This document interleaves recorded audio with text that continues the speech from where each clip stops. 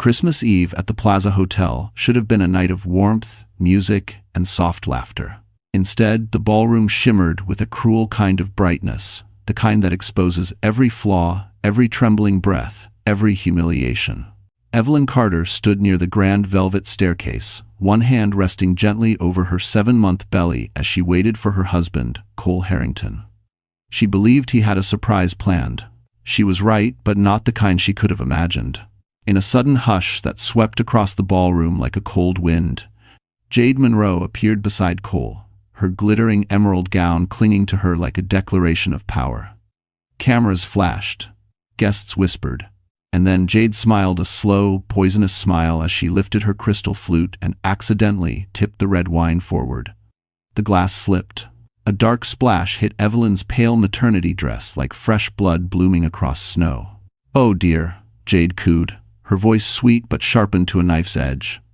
"That's what cheap fabric does. It stains easily." Small gasps rippled through the room. Evelyn's breath caught, her hands shook. She tried to speak, but her voice broke against the lump in her throat. Cole didn't defend her. He didn't reach for her. He didn't even look embarrassed. Instead, he gave Jade's waist a gentle squeeze and murmured, "Let's not make a scene, Evelyn. You're always so sensitive." Sensitive. The words sliced deeper than the wine had spread. The orchestra kept playing, but the music felt wrong, too bright, too cruel. Evelyn swayed slightly, the lights blurring, the room tilting. She clutched the banister, trying to steady her balance. No one moved to help her. Not one guest. Then, a voice deep, cold, commanding, cut through the crowd. "That's enough." Every head turned. A tall man in a tailored black coat stood at the entrance, snow dusting his shoulders like frost on steel.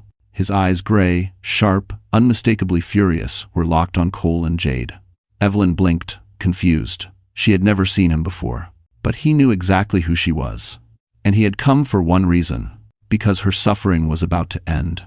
The ballroom fell into an uneasy silence as the tall stranger stepped forward, snow melting slowly from the shoulders of his black wool coat.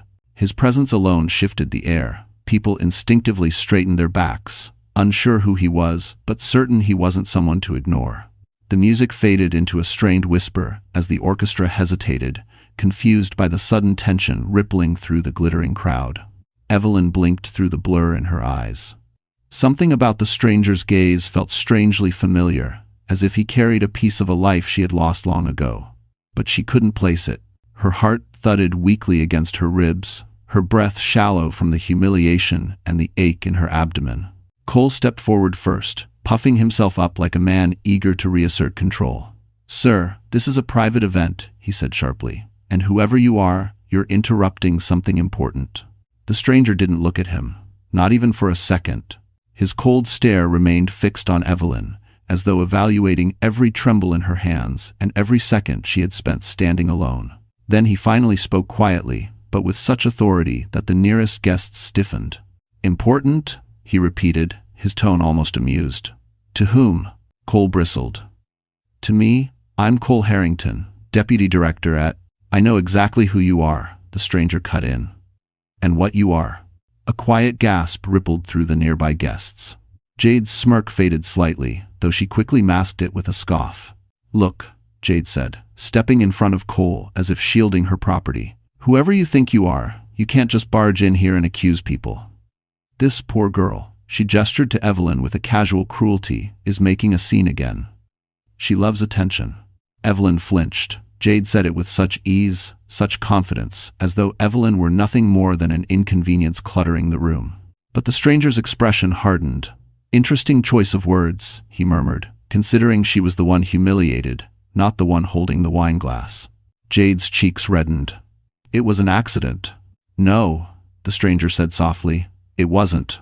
There was something chilling in the certainty of his voice, and for the first time, Jade looked uneasy. She glanced at Cole, expecting him to jump in, but Cole's face had shifted his annoyance, giving way to nervousness as he realized this stranger wasn't intimidated by wealth or status. "Who are you?" Cole demanded, voice cracking slightly. The stranger finally turned his head and met Cole's eyes. "Someone who doesn't tolerate cruelty," he said calmly, "especially toward a woman carrying a child." The emphasis made Cole swallow hard.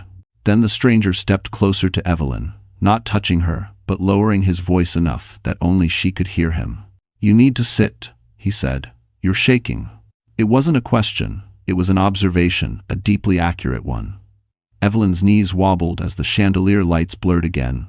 Her breath hitched, and a wave of dizziness washed over her. But before she could respond, Jade burst out, "Oh, please, she's always dramatic." "She's not actually." Evelyn's hand flew to her stomach, her face twisting in pain. The stranger's eyes sharpened instantly. "Cole," he said, his voice a blade, "your wife is about to collapse." Cole opened his mouth to argue, but it was too late. Evelyn's body swayed. And then, the entire ballroom watched as she began to fall. Evelyn didn't feel the floor leave her feet. All she felt was the sudden rush of heat flooding her face, the cold sweat on her neck, and the crushing weight around her abdomen as the ballroom spun out of focus. A sharp cramp twisted through her belly, so sudden, so deep, that her breath fractured into small, frightened gasps.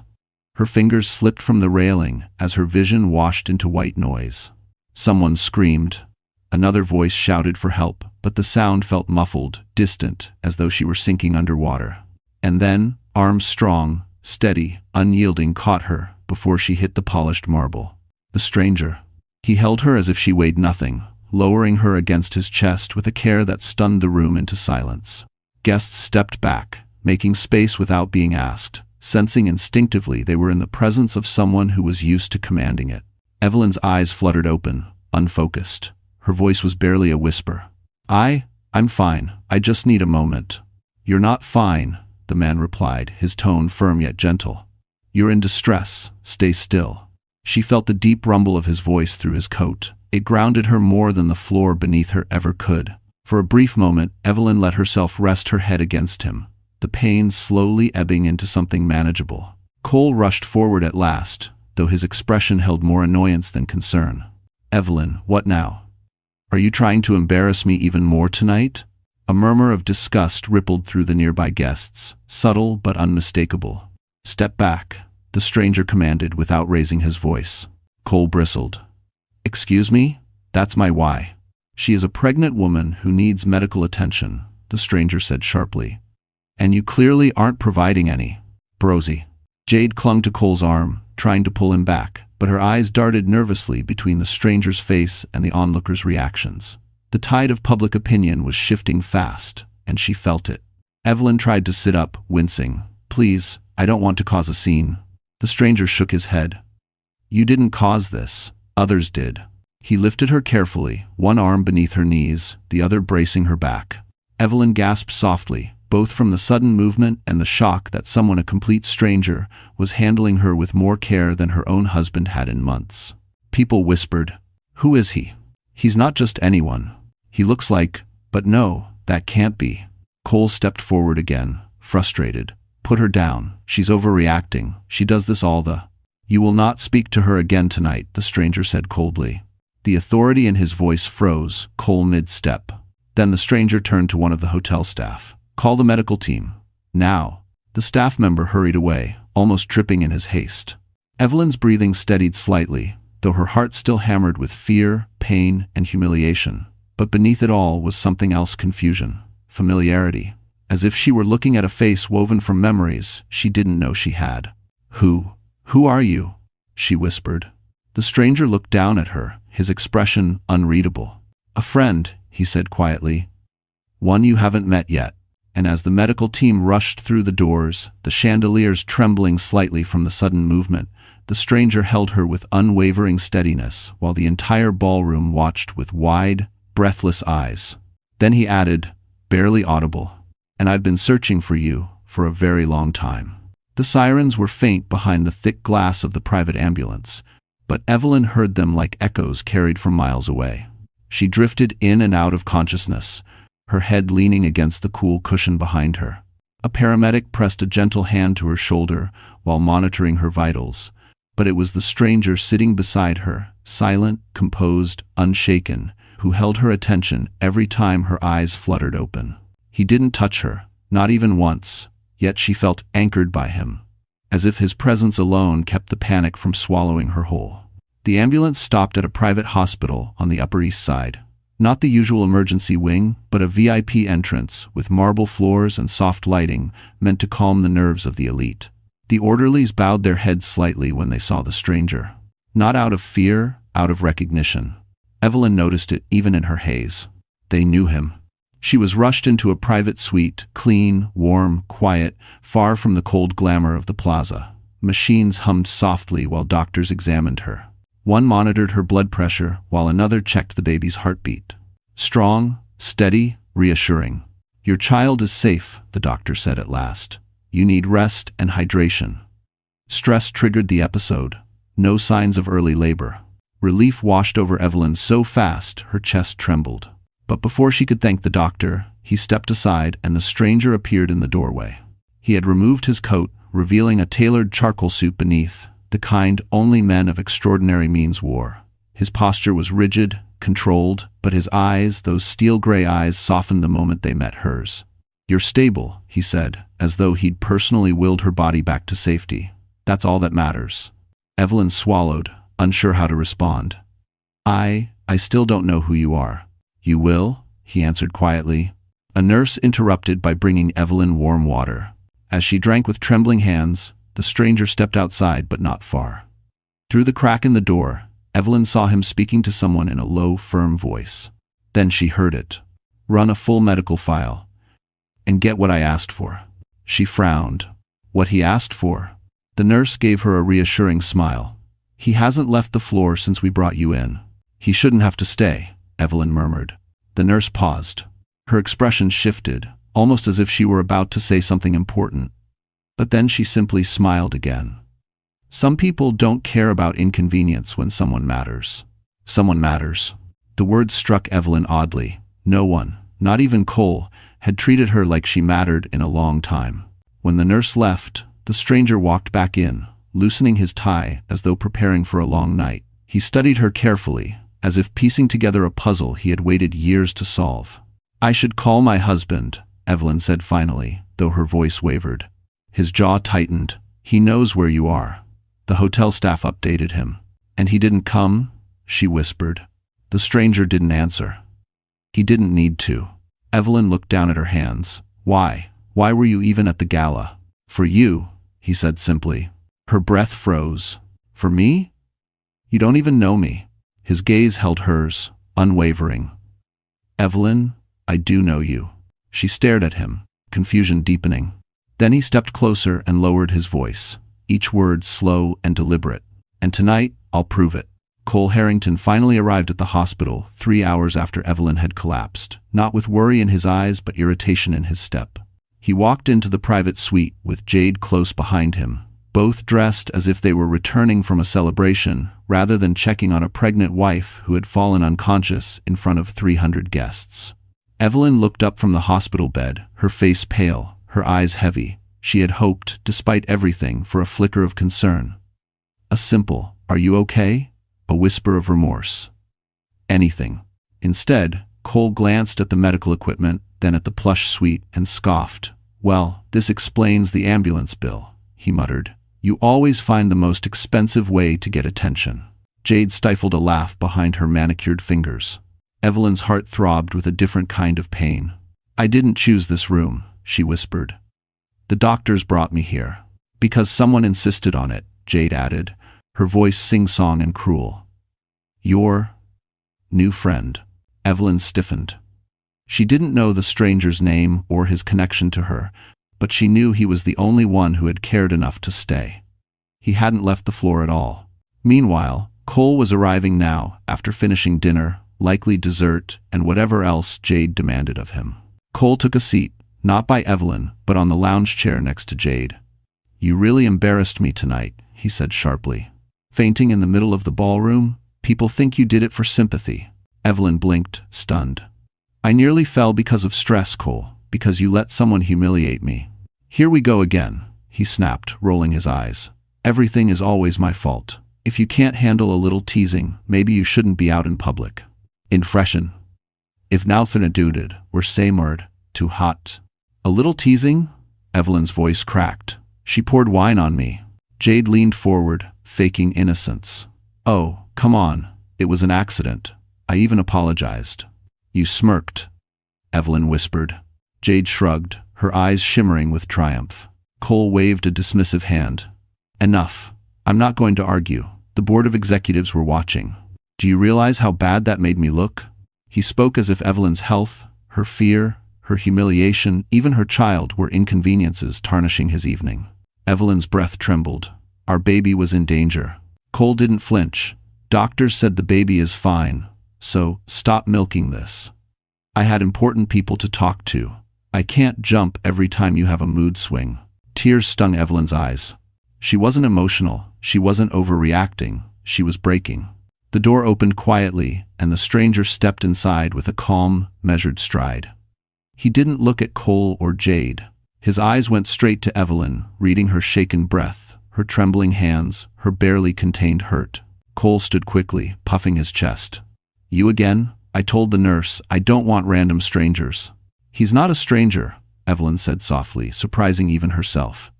He helped me when you didn't. End quote. The stranger's expression didn't change, but something cold and decisive flickered in his eyes. Cole scoffed. Helped? He's meddling. No, the man said finally, his tone low and dangerous. I'm intervening. Jade crossed her arms. Who do you think you are? He stepped closer, eyes icy and clear. Someone who knows exactly what you two did tonight. Cole's face hardened. And what is that supposed to mean? The stranger paused, letting silence coil like a warning. Then he spoke quietly enough to make Jade's smirk vanish. It means your night is far from over. The hospital room dimmed to a soft amber glow as the night deepened. Machines hummed steadily, their quiet rhythm the only constant in a world that felt as though it were collapsing beneath Evelyn's feet. Cole and Jade had stormed out minutes earlier, offended by the stranger's calm defiance and irritated by Evelyn's refusal to stop being dramatic. The door shutting behind them had left the air strangely peaceful, yet the silence carried its own weight. Evelyn lay still, one hand resting over her belly, the other gripping the blanket as if it were a lifeline. The stranger stood by the window now, his silhouette framed by the New York skyline. Snow flurries drifted against the tall glass, melting instantly under the warmth of the room. Why are you helping me? She asked softly, the question slipping out before she could stop it. He didn't turn immediately. Because someone should have, he answered. Someone should have a long time ago. His words struck her deeper than she expected. She swallowed hard, her throat tight. The events of the evening had shaken more than her health. They had yanked open memories she had carefully buried for years. She closed her eyes. A small apartment in Queens. The sound of clattering pipes. The trembling voice of the social worker telling her she would be taken to a different foster home just for a little while. The look of pity adults wore around her like a uniform. Tears she wiped silently at night so no one would think she was weak. She had spent her life trying to prove she wasn't a burden, and that desperate need for stability had led her straight into Cole's arms. 7 years ago, he had seemed gentle, attentive, grateful to have someone who believed in him. He used to bring her cheap roses wrapped in plastic, and she thought they were more beautiful than diamonds. He used to tell her she was strong, capable, worth loving. But slowly, almost imperceptibly, his affection had shifted into criticism, then control, then indifference. Every argument ended with her apologizing. Every mistake, even the smallest one, became proof she wasn't good enough. He chipped away at her confidence, grain by grain, until she was a ghost of the fearless girl she'd once been. And tonight, watching him stand proudly with Jade, while she sank into humiliation, a part of her heart she didn't know was still alive, finally cracked open. The stranger turned from the window at last and walked closer. His steps were slow, deliberate, almost cautious, as if he understood how fragile she felt. You weren't meant to live like this, he said quietly. Evelyn tried to smile, but it trembled. Maybe this is all I was meant for. No, he said, and this time his voice held a fierce certainty. Evelyn, you have no idea who you really are. A chill moved down her spine. What do you mean? He exhaled, the kind of exhale someone releases when they've been carrying a truth too heavy for too long. I didn't want to say this tonight. Not like this. Not when you're hurt. Her fingers tightened around the blanket. But you deserve the truth, he continued. And hiding it any longer would be a greater cruelty than what they did to you tonight. Evelyn's pulse thudded in her ears. She felt the room tilt, not from weakness this time, but from fear and anticipation she couldn't name. "What truth?" she whispered. The stranger stepped closer, his eyes steady and unflinching. Then he spoke a single sentence that shattered the fragile world she knew. "Evelyn, you were never abandoned. Your real family has been searching for you for 28 years. Evelyn stared at the stranger, her breath catching somewhere between disbelief and fear. The room felt impossibly still, as if the city outside had paused its heartbeat just to hear what he was about to say next.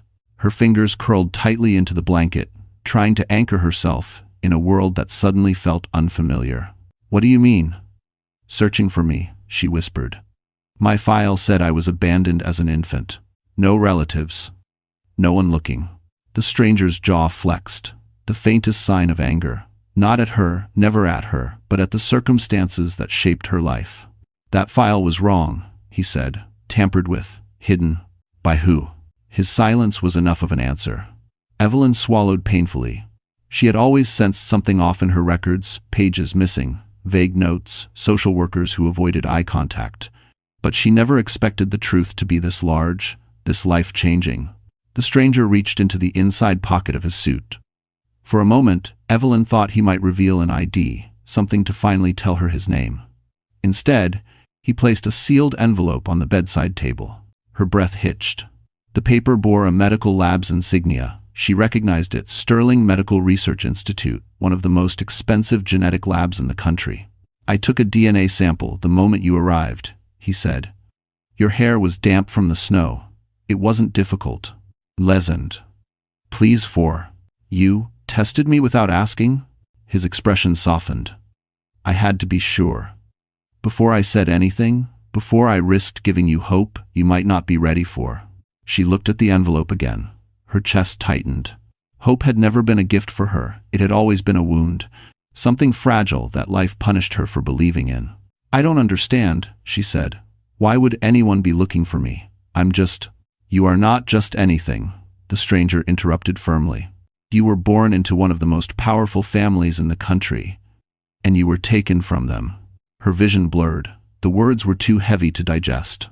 He moved closer, pulling a chair to her bedside as if preparing for a conversation he had rehearsed 1,000 times. His voice lowered to a steady calm. "Your biological father is Alexander Sterling." Evelyn's breath vanished. She had heard that name her entire life. Everyone had.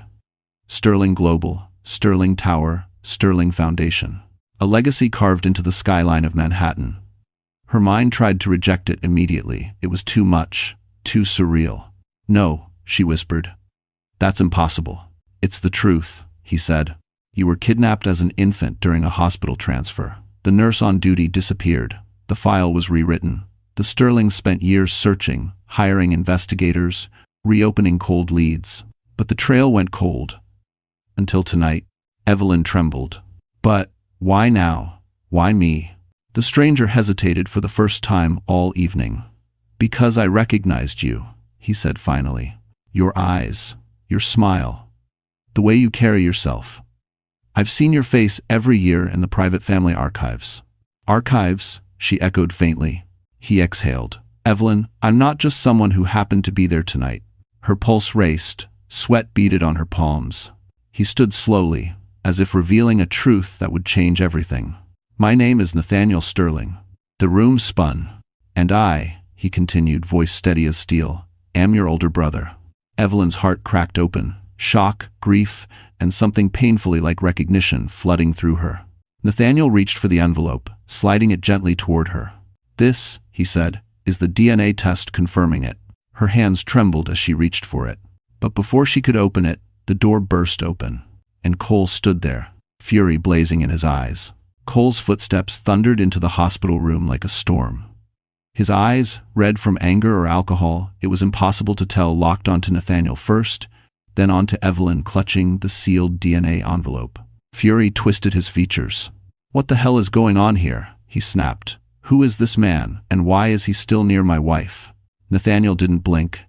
"Your wife?" he echoed softly, almost with pity. "You lost the right to call her that the moment you let another woman humiliate her." "It's our force numb." Cole scoffed. "Oh, spare me. Evelyn knows how dramatic she gets. If she hadn't overreacted, she fainted, Nathaniel cut in sharply. Because of you. Cole stepped forward, pointing a trembling finger at him. I don't care who you think you are. Stay out of my marriage. It isn't a marriage, Nathaniel said quietly. It's captivity. Evelyn gasped softly. Cole froze. For a moment, something ugly flickered in his eyes. Then came the explosion. You! Cole roared, turning on Evelyn. You embarrass me. You ruin my reputation. And now you're bringing rich strangers into our business? She didn't bring me, Nathaniel replied. I came because she needed someone. Cole glared at Evelyn. You're coming home, now. I'm not leaving tonight, she whispered, her voice trembling but firm. Oh yes, you are, he barked. Pack your things. I am done being humiliated. She's pregnant, Nathaniel said. She's staying under medical supervision. Cole let out a humorless laugh. You don't get a say in this. Nathaniel stepped forward, and the room seemed to shrink. I do, and I will. Something snapped inside Cole. His pride couldn't withstand the quiet authority in Nathaniel's voice, nor the way Evelyn was finally looking at anyone with trust instead of fear. You think you're special? Cole hissed. You think a fancy suit makes you important? Nathaniel's expression didn't change. Evelyn, do you want him here? Her lips parted, her hands trembled. For the first time in years, she felt the weight of her own voice. No, she whispered. I don't.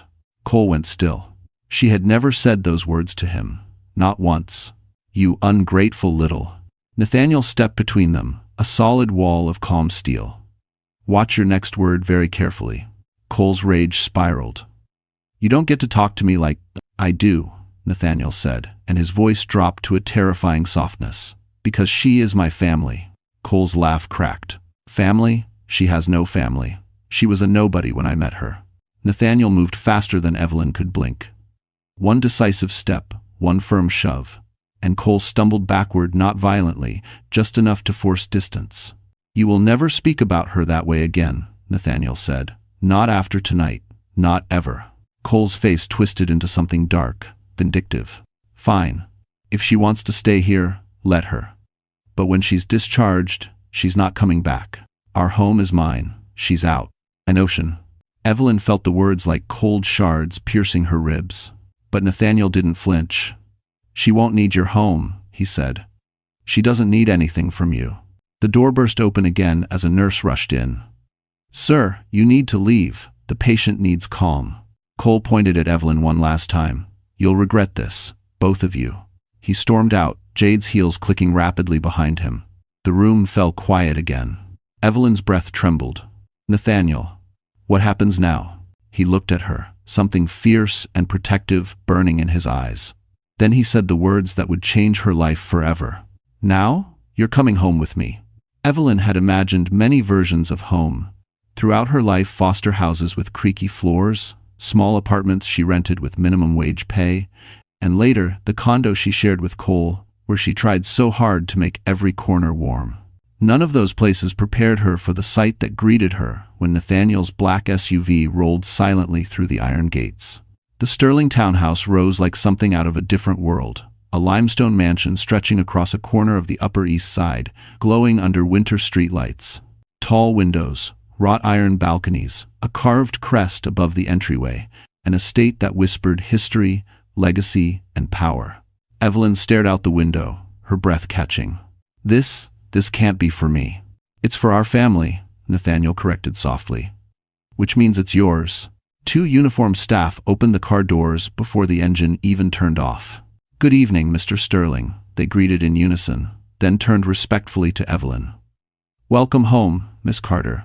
Evelyn startled. It's Carter, she said quickly. Just Carter. Nathaniel's gaze softened. For now, he murmured. As she stepped out of the SUV, the cold air nipped her cheeks, but the warmth flooding her chest felt almost unreal.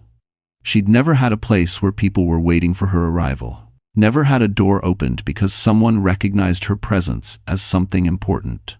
Inside, the entrance hall stretched upward into a chandeliered dome of crystal and soft gold light. Marble floors reflected the glow. A sweeping staircase curved toward the second floor like a ribbon of ivory stone. Portraits lined the walls, Sterling's from generations past, painted with an elegance that spoke of wealth and endurance. Evelyn's voice trembled. "Nathaniel, I don't belong here." "You belong here more than anywhere you've ever been," he replied. "This is the house you were meant to grow up in." A graceful woman in her 50s approached, wearing a black dress and a warm expression. "Miss Carter," she said, bowing her head slightly. "I'm Helena, the house manager. We've prepared the East Wing suite for you. If you need anything at all, day or night, please tell me." Evelyn shook her head, overwhelmed. "Please, I don't want to be treated differently. You're not being treated differently," Helena said kindly. "You're being treated as family." The word made Evelyn's throat tighten. She blinked rapidly, fighting tears. Nathaniel placed a gentle hand on her elbow. "Come," he said. "There's something I want you to see. If you could, Mayan." He led her down a long hallway, past quiet sitting rooms and shelves of leather-bound books, until they reached a set of double doors. Nathaniel opened them slowly. Inside was a nursery. Soft lighting, pale cream walls, a crib built from carved wood, a rocking chair near the window, a mobile made of tiny silver stars turning slowly above the crib. Evelyn pressed a hand to her mouth. What is this?" "A room that was prepared 28 years ago," Nathaniel said quietly. "For you?" As for. Tears spilled down her cheeks before she could stop them. Her legs weakened, and she sank onto the rocking chair, as if the weight of everything finally became too much. Nathaniel knelt beside her. "Evelyn, your disappearance shattered this family. Our father never stopped looking. Not 1 year passed without him sending investigators, reopening files, funding new searches." Evelyn shook her head, trembling. "Why would anyone take me?" Nathaniel's eyes hardened. "That's what we intend to find out." She swallowed, fear creeping in. "You think it wasn't an accident?" "I know it wasn't," he said. "And whoever did it may still be out there." Before Evelyn could process his words, Helena appeared in the doorway, pale and breathless. "Mr. Sterling," she whispered, "you have a visitor." Nathaniel rose to his feet. "At this hour? Who is it?" Helena hesitated, her voice trembling. "Sir, it's your father." 80. Jade Monroe had always believed she understood power. She had built her social media empire on image, influence, and carefully crafted illusions. She knew how to charm, how to manipulate, how to make people believe she belonged in places she had no right standing in. But as she sat in her luxury apartment 2 blocks from Times Square, scrolling through the news on her iPhone with trembling fingers, she realized she had never understood real power at all. Because real power had a name. Sterling. And Evelyn quiet, gentle, nobody. Evelyn was one of them. The headline glared from the screen. "Sterling family identifies long-lost daughter. Private security seen at Upper East Side estate." Jade's breath hitched. She clicked the article open with a shaking thumb. The details were vague, but the implications were devastating. A source within the Sterling Foundation confirmed that Alexander Sterling had returned to New York unexpectedly, and staff reported preparations inside the estate consistent with receiving a new family member. "Oh my God," Jade whispered. "This is bad. This is very, very bad." She paced the apartment, nearly tripping over a designer heel tossed aside on the floor. Her heart hammered as realization washed over her. If Evelyn was a Sterling, then Jade hadn't just mocked a pregnant woman. She had humiliated the heir to a trillion-dollar empire in front of hundreds of guests. In front of donors. In front of people who would never forget. Her influencer contracts. Gone. Her brand sponsorships. Done. Her reputation. Finished. She grabbed her coat and rushed out the door, ignoring Cole's texts. She had been avoiding him ever since he stormed out of the hospital, mostly because she was afraid he'd figure out the truth before she did. Jade practically flew into the elevator, stabbing the lobby button. Come on, she muttered. When she reached the street, she hailed the first cab she saw. 5th Avenue, Sterling Townhouse. Hurry. The cab driver gave her a strange look. "Ma'am, you sure about that place?" "Yes," Jade snapped. "Just drive." End quote. But her bravado evaporated as she approached the wrought iron gates. The townhouse was lit brightly, despite the late hour, security stationed outside. As she stepped out of the cab, one of the guards immediately raised a hand. "Stop. State your business." I'm here to see Evelyn Carter," Jade said, forcing a tight smile. "She knows me. I'm her friend." The guard didn't blink. Miss Carter is not receiving visitors. Jade's breath faltered. But I just want to talk to. You need to leave. Panic clawed at her throat. Listen, whatever you think happened tonight. We know exactly what happened, the guard replied coldly. And we know who you are. Jade took a step back, her heels scraping against the pavement. Another guard approached. Miss Monroe, for your own sake, don't attempt to contact Miss Carter again. The family is aware of your actions. What does that mean? She whispered. It means, the guard said, lowering his voice, your name has been flagged. You won't get within 50 feet of her. Jade's knees buckled slightly. This can't be happening. I didn't know she was a Sterling. I swear I didn't know. Power doesn't care what you knew, the guard said. Only what you did. A cold gust of wind swept across Fifth Avenue. Jade looked up at the glowing windows, heart pounding, fear curling through her like smoke. What had she done? And more importantly, what would the Sterlings do next? Before she could collect her thoughts, one of the guards spoke into his earpiece. Sir, a call from the hospital. It's urgent. Then he turned toward the door. Mr. Sterling needs to come inside. Now. Morning sunlight filtered gently through the tall windows of the Sterling townhouse, warming the edges of the cream-colored curtains and brushing soft light over Evelyn's face as she woke. For a moment, she didn't remember where she was. There was no sound of Cole rushing through drawers, no scent of Jade's perfume clinging to his coats, no tension waiting to erupt. Instead, there was silence, peaceful, luxurious, almost sacred. A knock sounded at the door before Helena stepped in with a tray. Good morning, Miss Carter. I brought breakfast. Dr. Rivington also sent supplements he wants you to take today. Evelyn sat up slowly, her hand instinctively resting on her belly. Thank you, she said softly. Really, this is more care than I'm used to. Helena's expression softened. You deserve care, dear, not survival. The words nearly broke her. Later, 2 nurses entered with a quiet professionalism Evelyn had never experienced. They checked her vitals, monitored the baby's heartbeat again, and adjusted her hydration plan. When they left, a stylist arrived with warm hands and gentle words, offering to wash and dry Evelyn's hair so she didn't have to strain herself. She almost cried when she saw her reflection afterward. Not because she looked glamorous, she didn't. She looked rested. Safe. Human. Nathaniel entered then, pausing at the doorway as if he didn't want to intrude. How are you feeling? He asked. Evelyn smiled faintly. Better. Overwhelmed, but better. He nodded. Good. You'll need your strength in the days ahead. She looked at him, worry clouding her eyes. Because of Cole? Because of everything, Nathaniel replied. Your identity, your past, the investigation into what happened when you were taken. And yes, because of Cole. He approached the desk and placed several folders down. Your husband drained your joint account last night. He also attempted to access your medical files at the hospital, but the staff blocked him. Evelyn inhaled sharply. Why would he?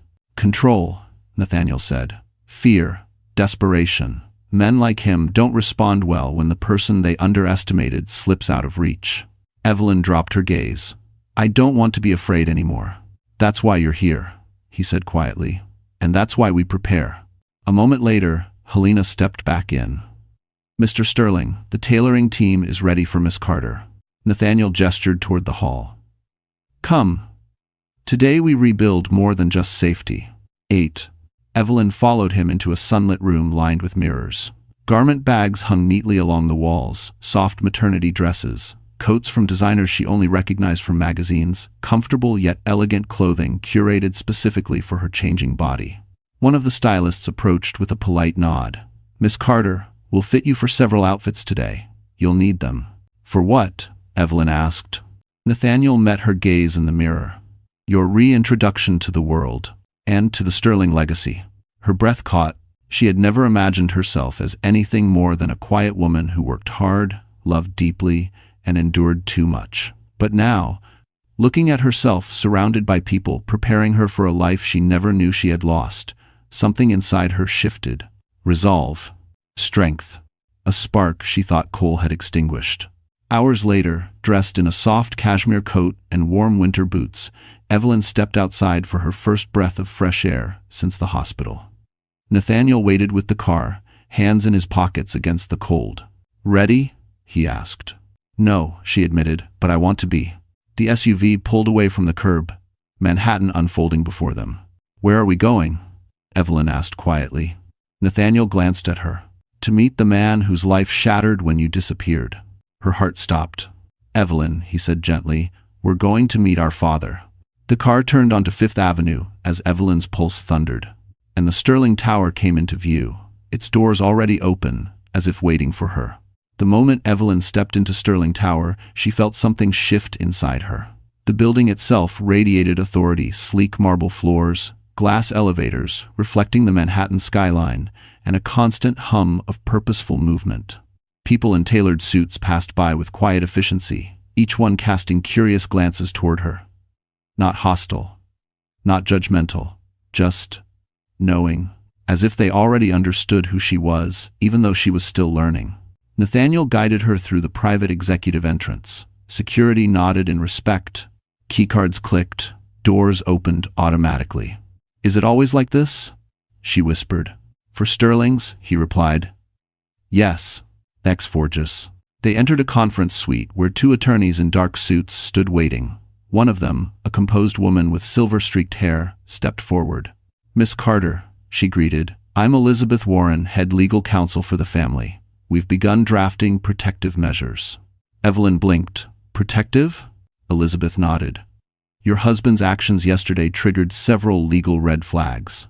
Tampering with your medical access, draining shared accounts, verbal aggression in a public setting, grounds enough for an immediate protective order. But now that we know who you are, the stakes are higher. Evelyn swallowed. Higher?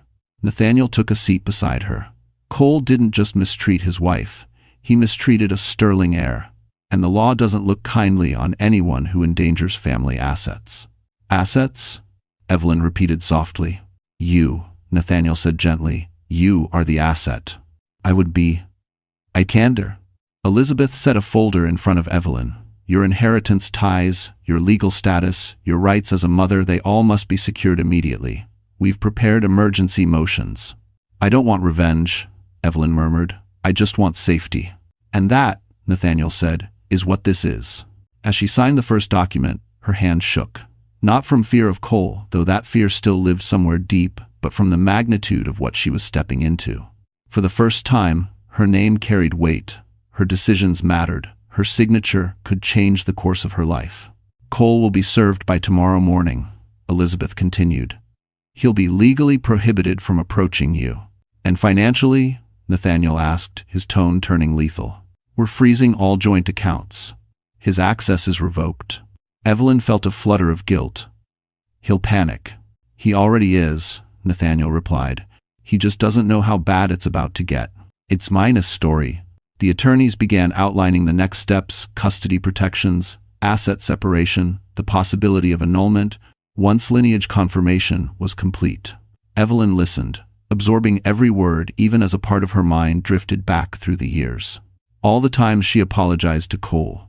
All the moments she minimized herself to avoid conflict. All the tears shed quietly behind closed doors. Now she wondered why she ever accepted so little.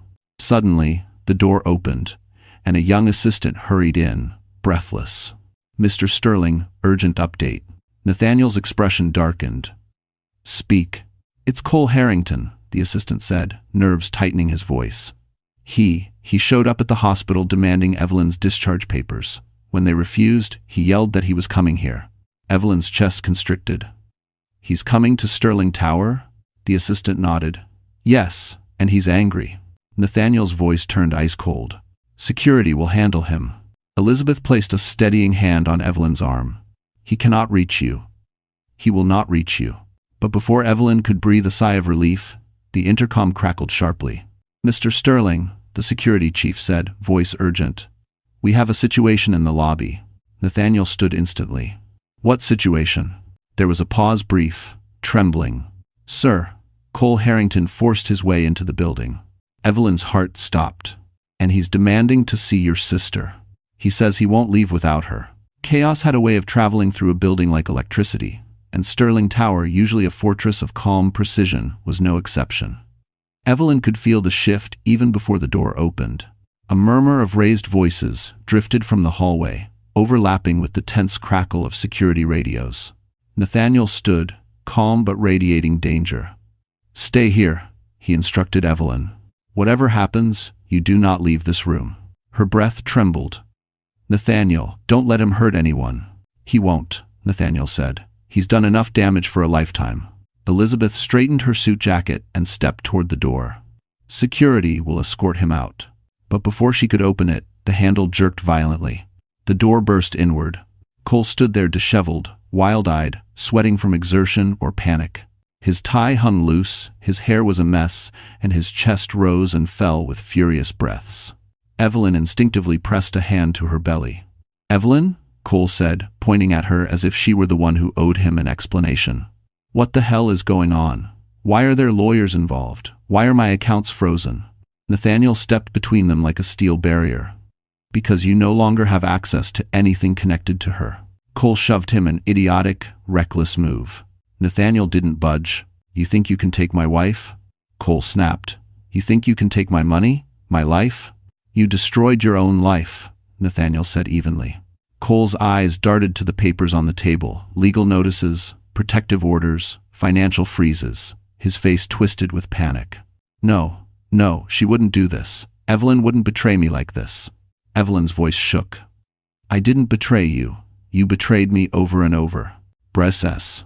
Cole's expression flickered, the mask of charm he carried so often, slipping into something harsher. "I gave you everything. A home. A life. No one else would have put up with you." Nathaniel's voice cracked like a whip. "Enough." But Cole kept going, louder, more desperate. "You think you're special now? You think you're too good for me because this guy, this rich clown, decided to adopt you into his fantasy?" Evelyn felt something inside her harden. "Nathaniel isn't adopting me," she said quietly. "He's my family." Cole laughed short, cruel, hysterical. "Family? You don't have family, Evelyn. You're—" Nathaniel slammed the DNA envelope onto the table. "You're done here, Cole." Cole froze. "What is that?" he asked. Evelyn didn't answer. She didn't have to. Nathaniel opened the envelope, pulled out the lab report, and held it up so Cole could see the name printed clearly, Evelyn Sterling. Cole's voice collapsed. "Sterling?" He looked at her, horrified. You're one of them?" His mind raced, calculating, panicking, reaching for any angle to salvage his crumbling life. "Evelyn, listen to me," he said, voice suddenly soft. "Baby, we can fix this. We can." "Don't," she whispered. Security guards appeared at the doorway. "Mr. Harrington," one said firmly, "you need to come with us." Cole backed up, shaking his head. No, she can't do this to me." "Evelyn, think about your baby. Think about our future. Our future ended the night you chose someone else's hand over mine." Cole lunged forward, not to attack, but to grab her, to plead. Nathaniel intercepted him instantly, gripping his arm with controlled force. "You will never touch her again," Nathaniel said. Security moved in. Cole fought, shouting curses, accusations, bargains, but none of it mattered. They dragged him out of the room, his voice echoing down the hallway. "Evelyn, you'll regret this. You need me. You'll come back, I know you will." The doors closed behind him. Silence. Evelyn's hands shook, tears burning her eyes, not from grief, but from release. For the first time, the weight of years lifted from her chest. Nathaniel placed the DNA file before her. "It's time," he said softly. "The world needs to know who you are." She swallowed, voice barely audible. "What happens now?" Nathaniel looked at her not as a stranger, but as a brother. "Now," he said, "we go public." And somewhere across the city, a reporter opened an email with a video-attached footage of Jade and Cole humiliating Evelyn in front of hundreds. The Sterling legal conference room was silent except for the faint hum of the city outside. Evelyn sat at the polished table, her hands clasped tightly in her lap. She felt stronger than she had in years, but a nervous tremor still lived beneath her ribs. Today was the day everything became official. Today she would face Cole for the last time, not as his wife, not as a powerless woman begging for scraps of affection, but as Evelyn Sterling, rightful heir to a world he could never touch. Nathaniel sat beside her, steady as stone.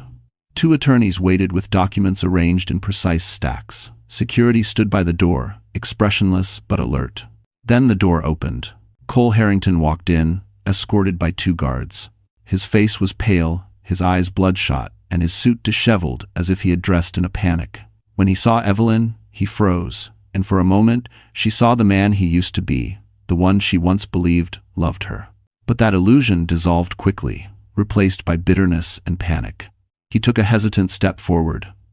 "Evelyn, sweetheart, we don't have to do this." She didn't speak. Cole tried again. "All of this, the drama, the lawyers, this isn't you. You're emotional because of the baby. You're confused." Evelyn felt Nathaniel's protective energy beside her. She lifted her chin. "I'm not confused. I see clearly now." Cole's jaw tightened. "You'd really throw away our marriage because your rich family swooped in? Because of him?" He gestured angrily toward Nathaniel. "My brother didn't ruin our marriage," Evelyn said. "You did." Cole let out a harsh laugh. "Please. You're nothing without me. You think these people care about you?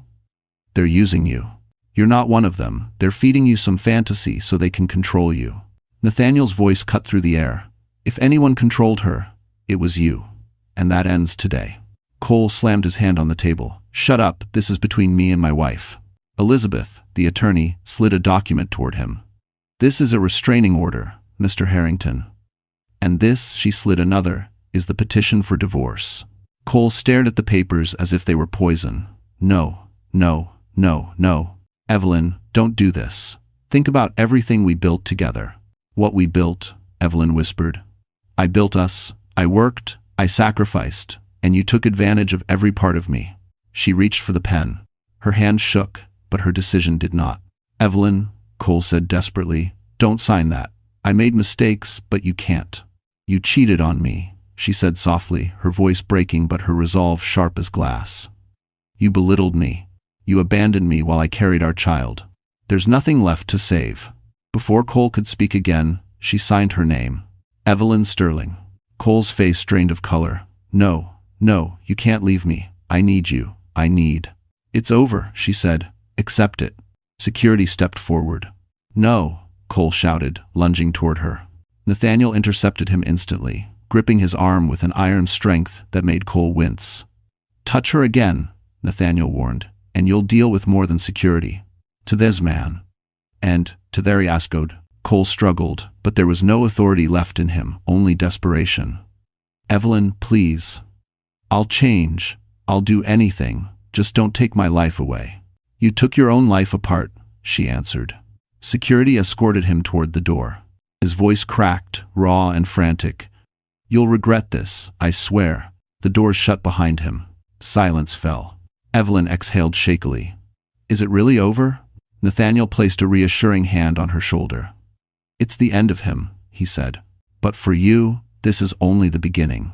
Before she could speak, her phone buzzed on the table. A breaking news alert flashed across the screen. Jade Monroe releases a statement accusing Evelyn of fraud. Jade Monroe had been in crises before brand scandals, feuds with influencers, PR nightmares she crafted herself for attention, but never had she faced a storm she couldn't manipulate. Never had she been up against a family whose wealth and influence dwarfed every connection she had ever scraped together.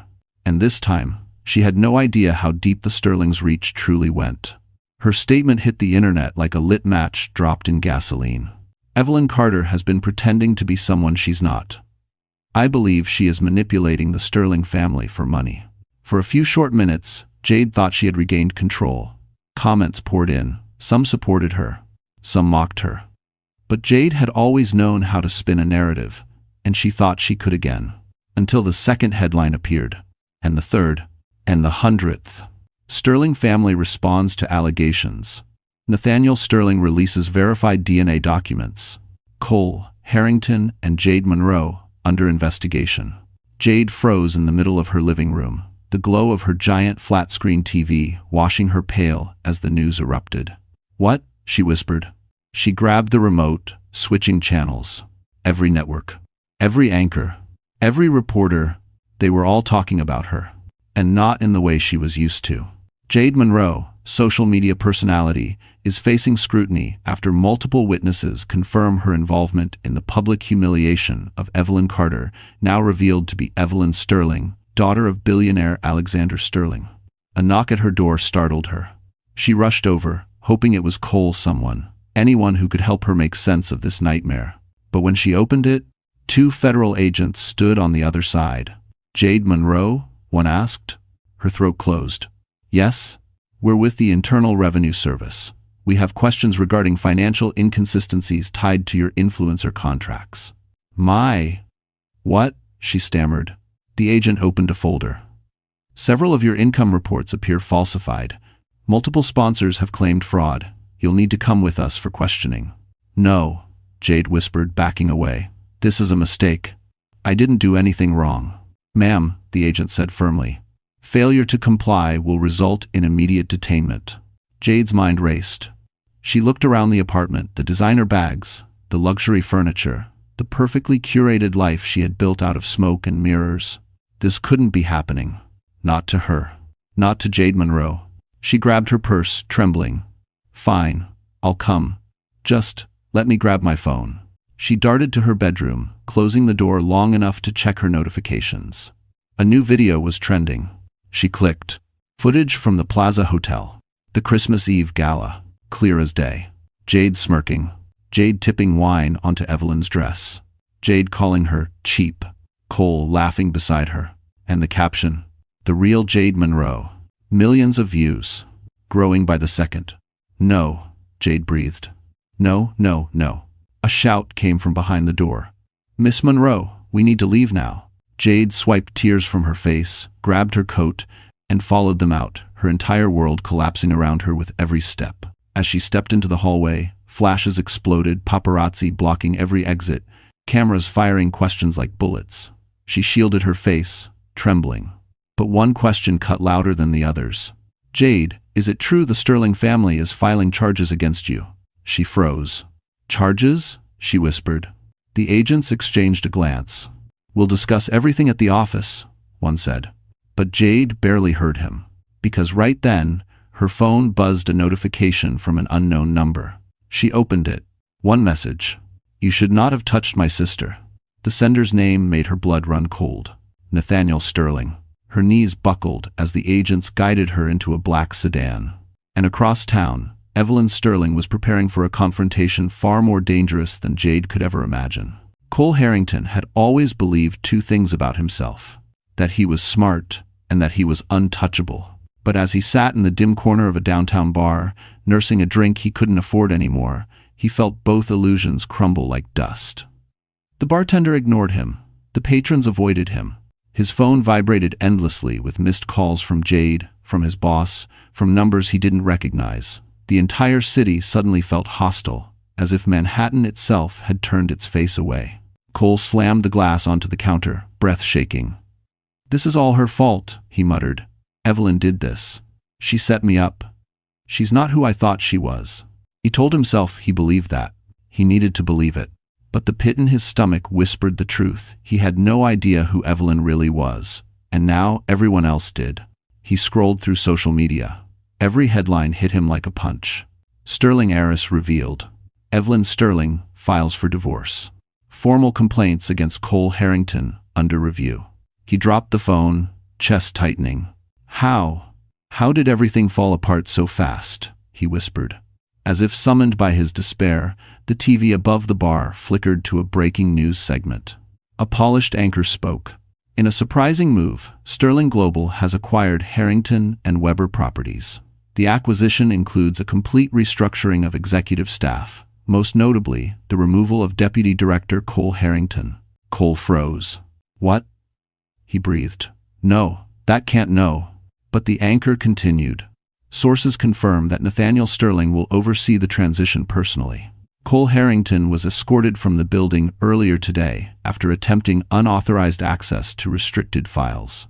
Cole's pulse roared in his ears. He leapt off the bar stool and stumbled for the exit, nearly slipping on the wet sidewalk outside. He hailed a cab with frantic gestures. "Sterling Tower," he shouted. The driver hesitated. "You sure? Rough crowd there today. Just drive." Traffic blurred past as Cole's mind spiraled. The company he had worked years to climb through gone. His reputation destroyed, his marriage over, his mistress under investigation, and all because of one woman he thought he controlled. When the cab stopped, Cole bolted toward Sterling Tower, only to be met by a wave of flashing cameras. Reporters swarmed. "Cole, is it true you falsified accounts? Did you know Evelyn was a sterling heir? Are you responsible for the Christmas Eve incident? Did you assault security trying to enter the building?" "Shut up," Cole roared, shoving through the crowd. Security guards blocked the entrance. "You're not allowed inside," one said flatly. "I'm here to talk to Nathaniel Sterling," Cole demanded. "He can't do this to me." The guard didn't move. "He already has." Cole tried pushing past him. In an instant, 2 more guards pinned him back. "You can't bar me," Cole shouted, voice cracking. "I worked here. Sir," the guard said calmly, "you were terminated. This building is private property. Further attempts to enter will result in arrest." The word arrested echoed inside Cole's head. His panic doubled. "You don't understand," he shouted. "Evelyn is my wife. She owes me." A new voice cut in. "She owes you nothing." The crowd parted. Nathaniel Sterling walked toward him, flanked by security, lawyers, and the kind of quiet, unshakable power Cole had never possessed in his life. Nathaniel stopped only a foot away.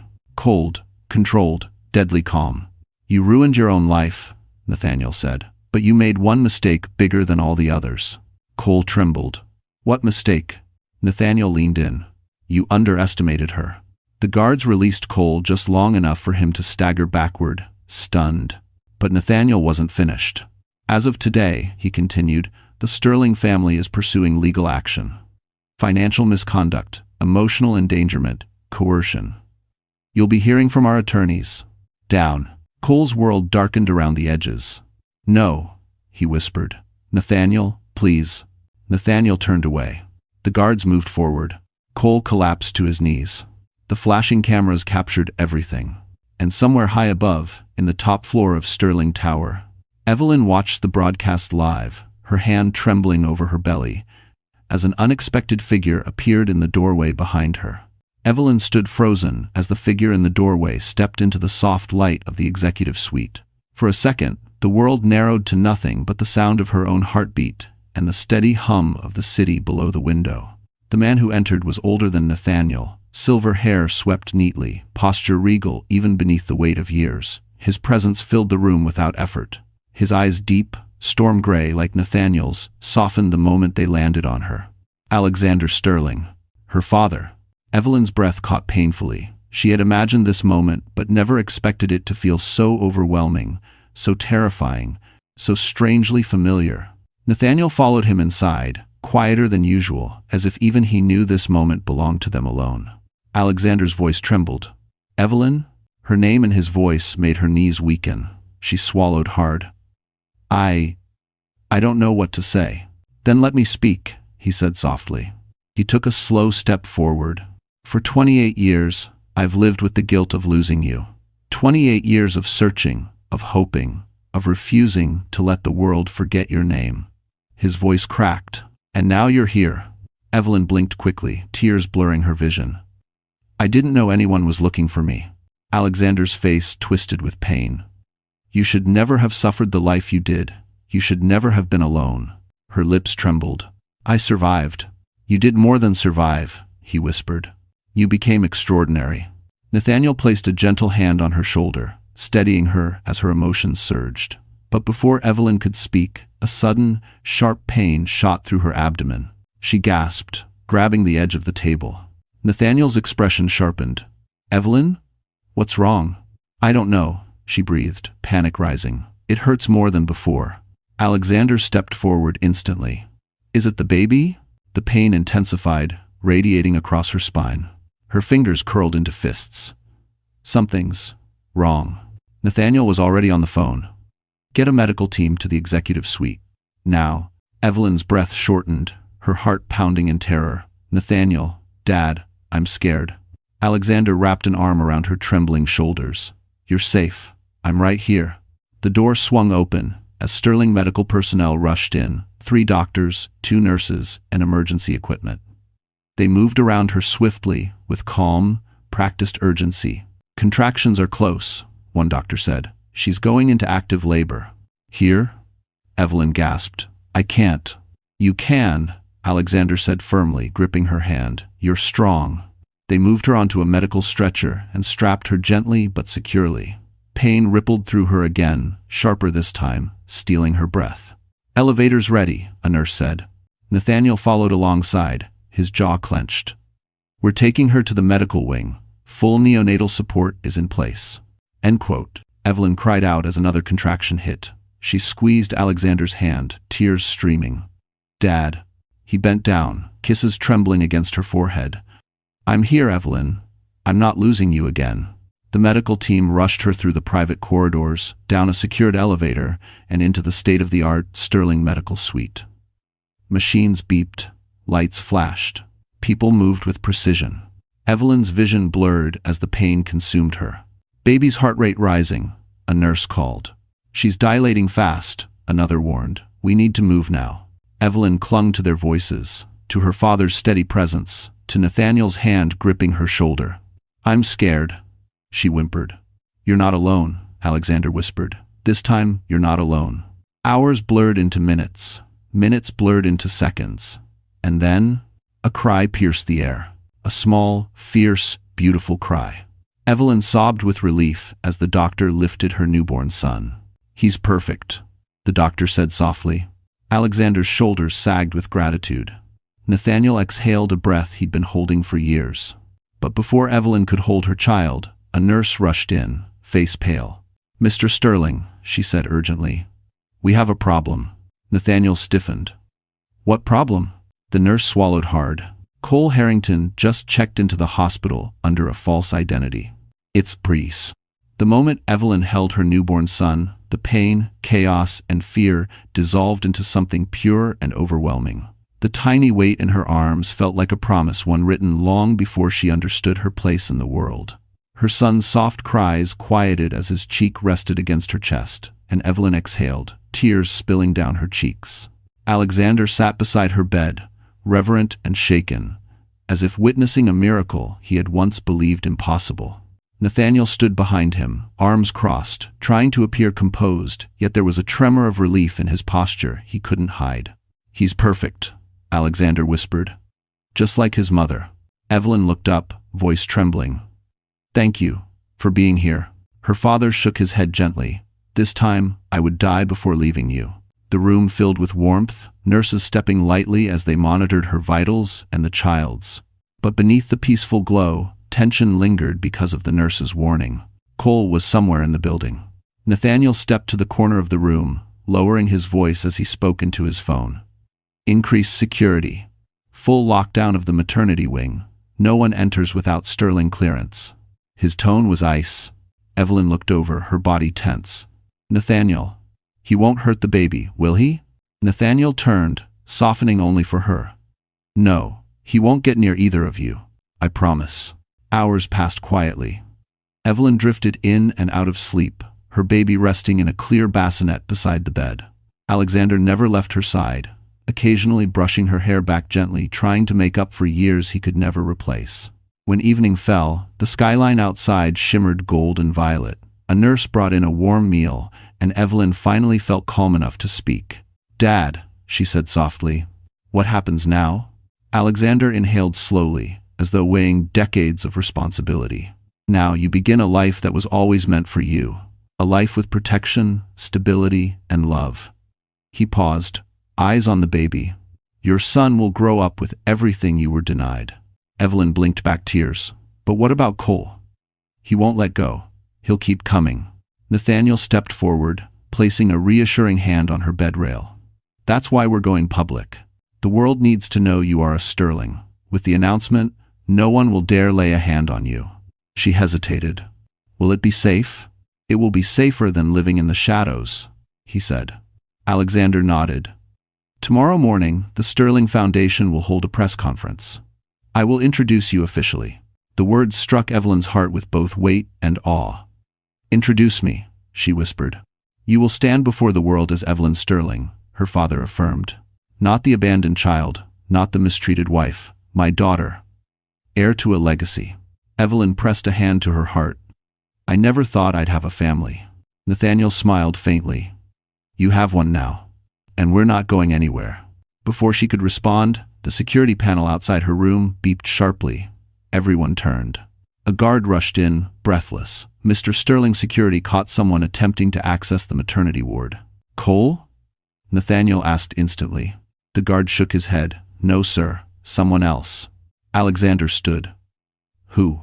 The guard swallowed. A woman. Fake ID. Tried to bribe one of the nurses. Evelyn's stomach dropped. Who? The guard looked at her, voice grim. Jade Monroe. She's inside the hospital. The moment Jade Monroe's name left the guard's mouth, Evelyn felt her blood turn cold.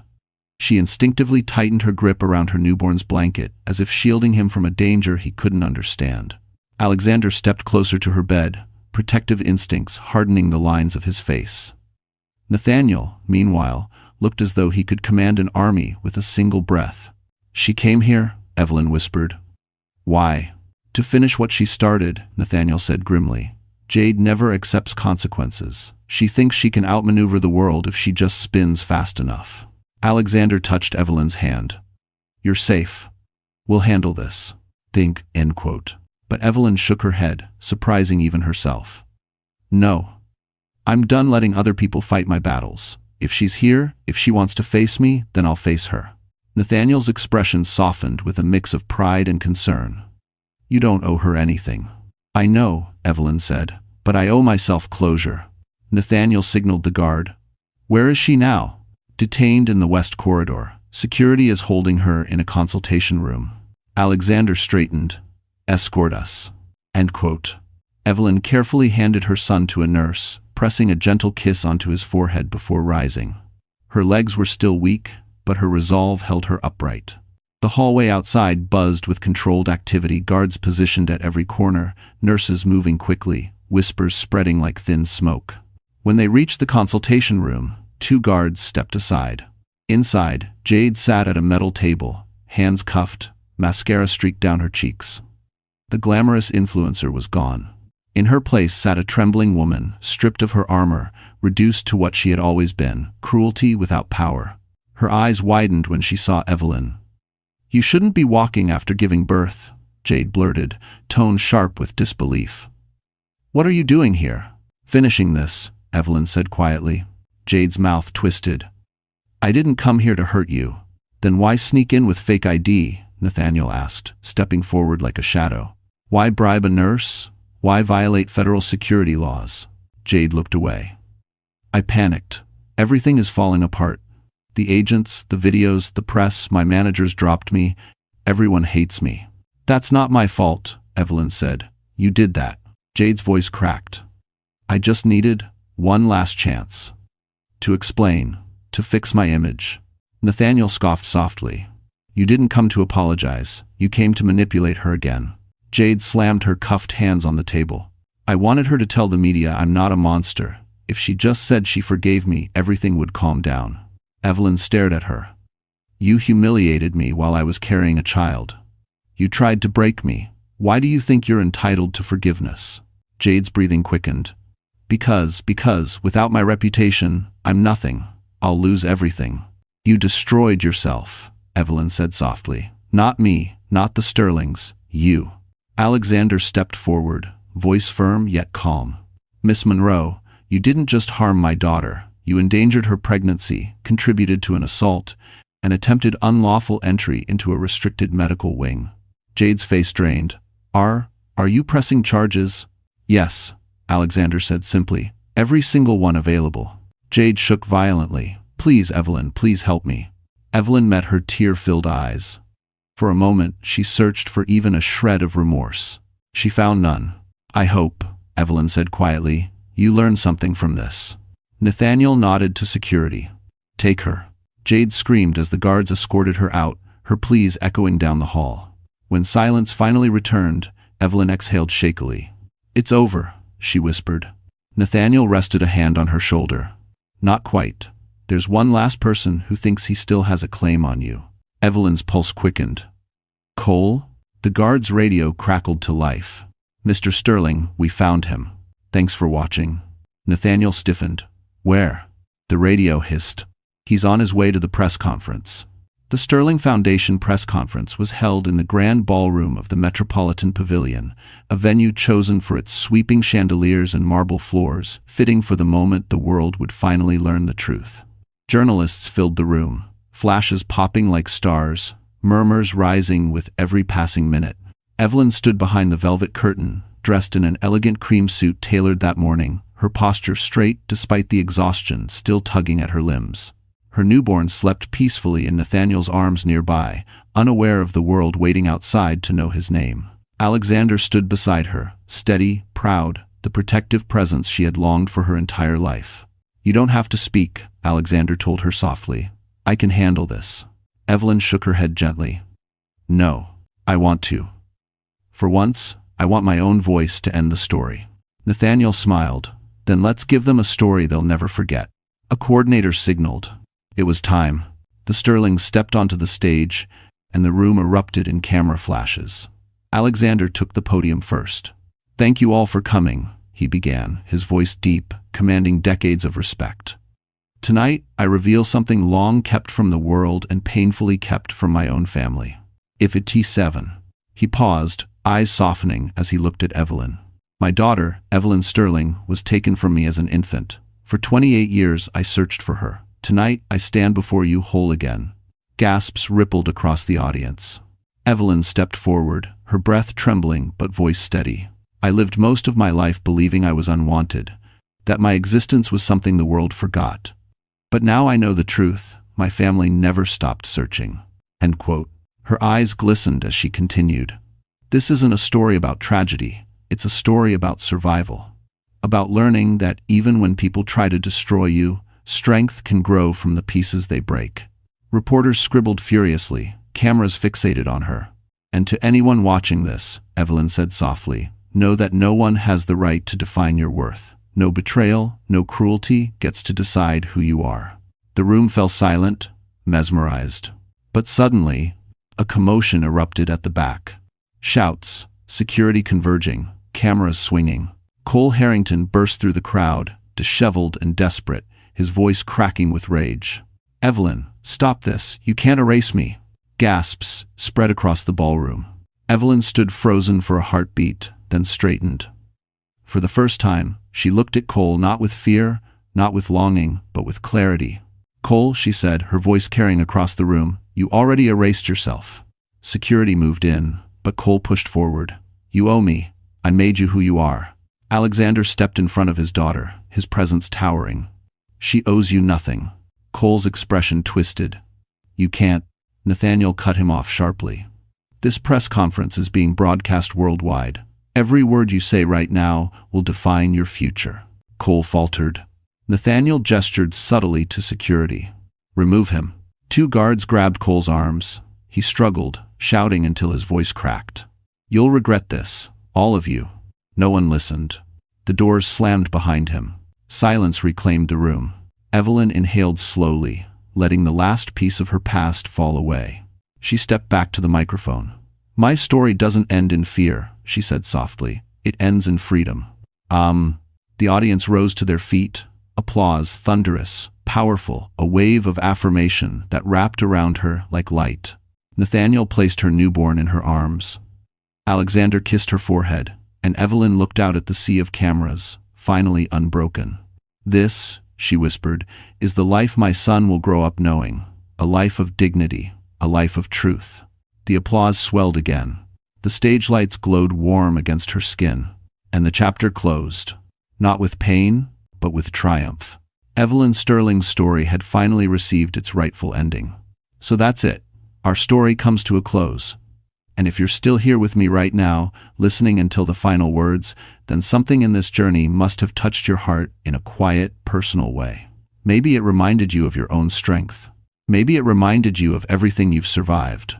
Or maybe it simply made you feel seen. Evelyn's story teaches us something powerful. Your worth isn't determined by the people who fail to see it. As Marcus Aurelius once wrote, "The opinion of 10,000 men is of no value if none of them know who you are." You are not defined by betrayal, nor by the people who walked away, only by the courage you choose to stand with today.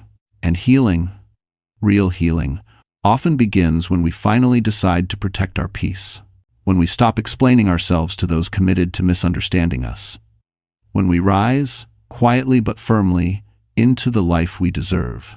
If this story gave you a bit of strength, or a moment of reflection, or even a single breath of comfort, then stay with us. Like, share, and subscribe so more hearts can find their way to these stories. You being here matters. Truly.